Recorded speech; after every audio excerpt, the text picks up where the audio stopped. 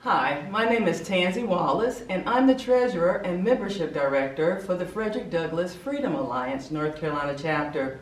One of our missions is to educate the public about American history, specifically how Black Americans, like the first Black Republicans in the U.S. Congress, created a legacy of freedom.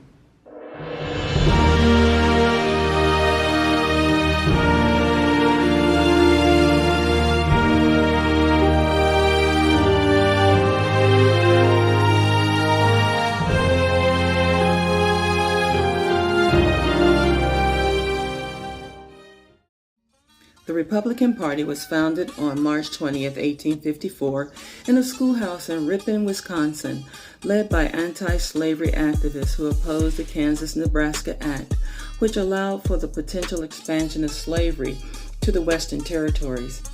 After the Civil War, the American South went through a reconstruction, focusing on three amendments: the 13th Amendment, freedom from slavery; the 14th, the right to citizenship; and the 15th, the right to vote. This was strongly supported by the Republican Congress.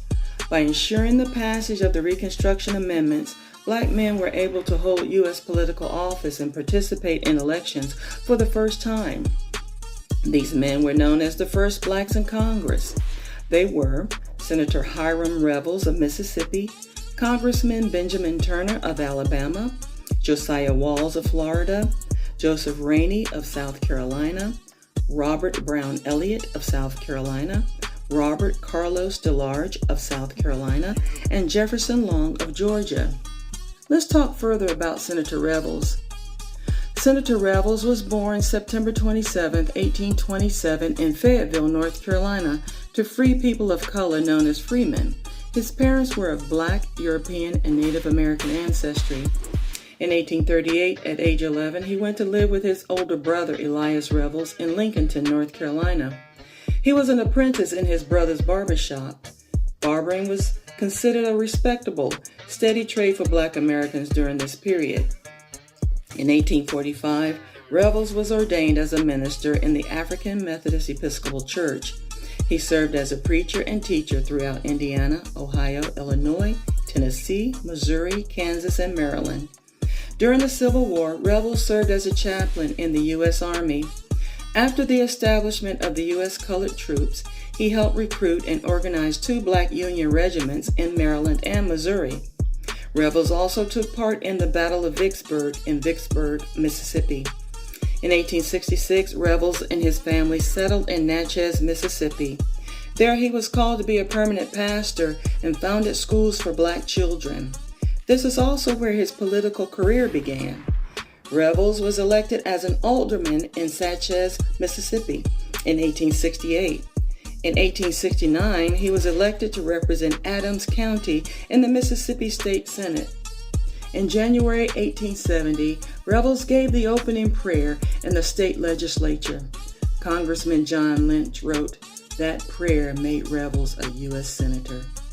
Revels was elected by a vote of 81 to 15 in the Mississippi legislature to finish the term of one of the state's two seats in the U.S. Senate, which had been left vacant since the Civil War.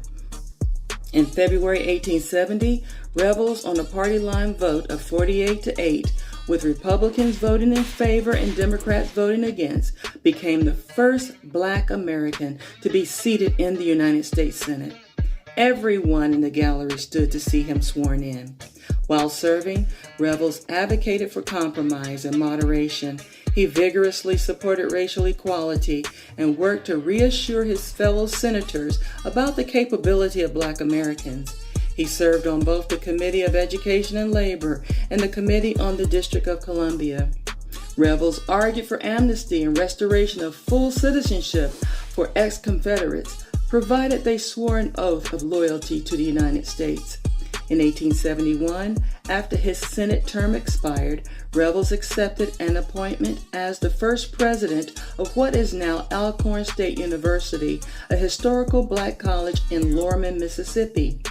Revels remained active as a Methodist minister in Holly Springs, Mississippi, editing for his denomination's newsletter and teaching theology at Rusk College, an HBCU school in Holly Springs, Mississippi.